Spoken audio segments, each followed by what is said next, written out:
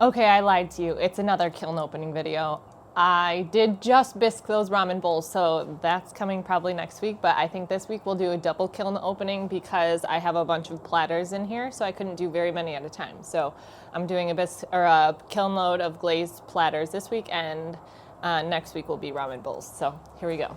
Oh, the other thing is yesterday while I was glazing more, I realized I got Mako's stoneware clear glaze, and before I had been using the zinc-free clear, so I'm a little nervous that they may have, I don't know, I think sometimes doesn't it like, I don't know, bleed or something, or maybe that's just with transfers, I'm not sure. And I also got the designer liners I've never tried before, so I'm afraid that that combination might not be good, but we'll see. Ooh. So my mom made me a whole bunch of, I'm really bad for some reason at like making things not crack, and I think maybe it's because I had been using porcelain, and porcelain obviously is very finicky. So I had my mom make me a whole bunch of hand-built platters that I could glaze, and she came up here and helped me glaze a bunch of them. And so I thought it would be a good idea to put a couple of them on, or one of them on stilts to give me some more room, and it worked. I wonder if I can throw this back in here with the next load on just like a flat shelf, and maybe it will go back to normal, hopefully, because this was a big one. Okay, so I decided I wanted to do some like illustrative stuff on some big platters. This I just like took a picture from Etsy and put it on there, and then this was the first time I used the designer liners. Actually, I think the second time. I tried another one, just like a freehand random, and then I used the underglaze pencil to give it some like shading and stuff. And I think this is that stoneware, and it looks fine. It's not like, I was afraid it was gonna make everything like bleed. And it's not shadowy or foggy or anything, so I think I'm gonna throw that one back in, and hopefully, I only went to a cone 5 because I was afraid some of my paints would get a little bit more burnt out at a 6. So maybe I'll take the next one to a 6 and just hope that it settles back down. I'm gonna put that in the box right away. Okay, next we have a couple, my mom is gonna sell some of her stuff in my booth at a holiday show coming up. So she gave me some of these cute little plates she made, dishes she made for a holiday show. She loves the transfers and likes to like layer them up. Super cute. And then the last one on the shelf is just another big platter. And I just drew some koi fish on there and painted them. And then I did Fuzzy Peach by Spectrum. It's a Spectrum floating glaze. I didn't put it on very thick because I was afraid that it was gonna run, but since I only took it to a 5, I probably could have put a lot more on there.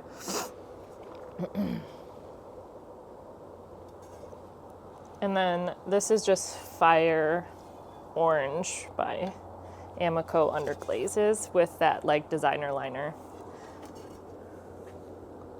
And it turned out really good. I think when I went to go like brush the clear on, I thought I smeared part of it, but it actually looks just fine. And when I did the underglaze on this, I used it like watercolor. Like I really watered it down, and then I did maybe 3 layers on there to give it that watercolor look. And then we forgot to stamp this one, so I just signed it with that underglaze pencil. But I definitely could have put more of that floating glaze on there. Okay, that's all for that shelf. Okay, there's a couple cute little dishes. That's my mom's. Santa's.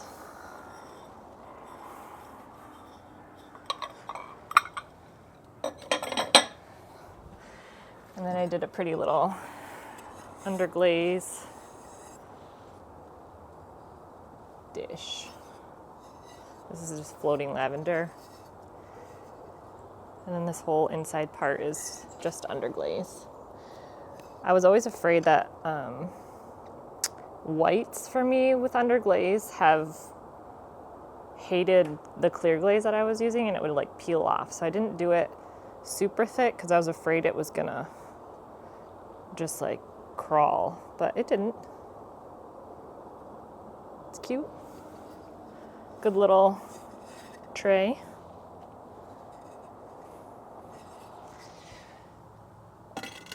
Like I said, this isn't a very big load, so I only have one more thing on this shelf. Well, that one turned out good. I've been getting into tattooing lately, so I wanted to do some tattoo designs. This is just a peony. This is all that designer liner. And honestly, when I put it on, it was really, like, it was a big, thick line. Like, I could feel where it was. But now, I still feel the tiniest bit, but it's definitely not as raised as it was. And then that's just our matte black. Cute. I did a bunch like that, so I'll have more of those in the next load as well. Some of them I did with color and some of them I didn't.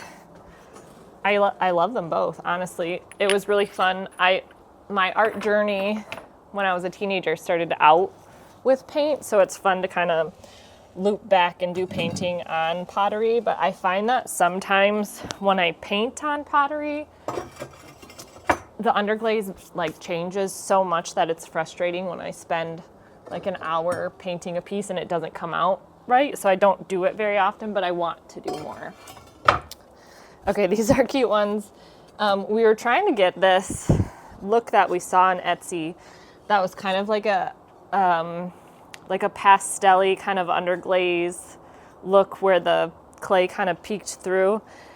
So we did some fun little designs. They're very opaque. I think we should have maybe done like a wash on them.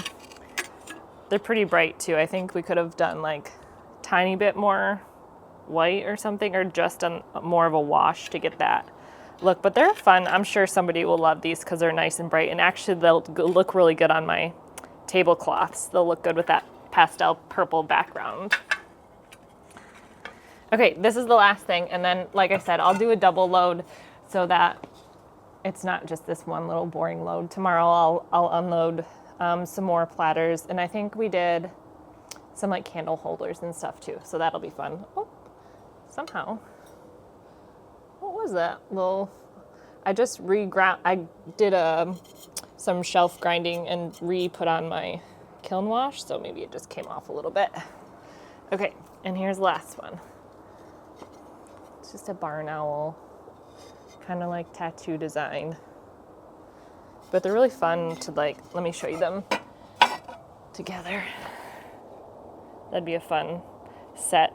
And then that beetle would look really cool with this too, because they all have the same edge as well. So it looks like it could be a fun little series. But all right, we'll see you in the next load. Okay, we're back with another quick kiln opening. This is just a couple more platters, so there's not very many things in here. Oh yeah, this was the first one I used with my Mako designer liner. I just did some doodles, just some doodle flowers. Matte black on the outside.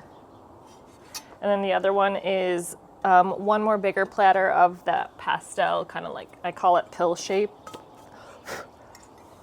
This pill shape platter to go with those other pastel ones. I feel like platters just take up so much space in the kiln. It's kind of annoying, but I don't do them very often, so I thought I would stock up on some while I could. So my mom made me a bunch of forms to glaze. Oh, these turned out cute.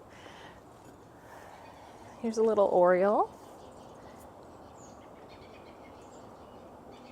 I'm glad this line turned out. So I just did a really thin line of like a brownish glaze to make it look like a little bit of a pencil drawing This is just a little Oriole, and then I did sandstone, I believe, or no, this is desert, no, this is sandstone, and then stroke and coat, I believe it was jack-o'-lantern. Cute. And then my mom did a cute little polka dotted plate with, I believe this was like sapphire float or indigo float. Ooh, this one's kind of weird. I don't even know what glaze I put on here, but it, oh my gosh, it actually turned into like toad skin. It bubbled up. So it obviously is a toad with some blueberries, but like, look what it did. Can you see? Super unintentional, but kind of perfect. I have no idea what color glaze this is. I don't know what I did on this. Maybe alabaster and green tea? Yeah, I think this was alabaster and green tea. I wonder if I need to go up to a cone 6 to get that like sparkly color, but I bet you it would not work. Maybe it just doesn't like this clay. Hey Mom, what kind of clay is this? She lives in North Carolina. I know she got it from her like local place, but I don't know. Cool, but unintentional. Ooh, this one's really cute. This one's the same thing, just sandstone. And then I put green tea instead of a stroke and coat. Really cute little, just like light. This is just underglaze, obviously, so I just painted it on there. And I actually like how the purple burned off a little bit. That's lovely. Those are both really cute. Cute little illustrative designs. And I did the same outside, so like sandstone and green tea on this little froggy, little tree frog. I was afraid that the pinks were gonna burn out. I did kind of like a corally. I know this is bright yellow, and then I mixed in coral with white. And then the rest is just a bunch of different greens. And you know what? So I read when I was really curious about when I used the Mako stoneware clear with that wasn't zinc free, that I was afraid that it was not going to work right. I read that when you use zinc free clear on greens, they turn brown, and I found that happened with my dark green, turned like a really nasty, really dark green. And I use that same green in here, like especially up in here, I use dark green. And the zinc free, or the regular clear, obviously let the greens really like shine. So note that if you're doing underglaze greens, don't do zinc free, because the greens really came out way better in that one. But he's super cute. Okay, I have one more layer. Okay, remember that beetle platter? Well, it's still warped. And I did only take these to a cone 5, so maybe I'll just like leave it. And next time I do a cone 6, I'll put it in there, because I mean, it'd be kind of worth it, right? To do a third firing. We'll see. I'm not giving up on him yet. I think if I go hotter, maybe he will flatten out. Hopefully. If not, then it's just going to be mine, and I'll hang it on the wall or something. I don't know. These last little dishes are just cute little doodles my mom did when she was here helping me glaze. Cute underglaze. And then I believe that one's bougainvillea. I'm guessing frosted lemon here, but maybe she could chime in if you're curious. And then these are sangria, I believe. And she did cute little daisies, or black-eyed, not black-eyed Susans, but cone flowers, whatever you want to call them. Cute. That's all. I hope you enjoyed this double kiln opening, and I'm hopefully gonna do that glazing tutorial video for my ramen bowls on how to get a really bright pink using bougainvillea next week. And then next weekend I have a show here in Grand Rapids. The weekend after that I have another show in Holland. And then the Thanksgiving weekend, I have one out in Allendale. So I'm gonna be working a lot and hopefully get a lot more videos out for you. Thanks, see you next week.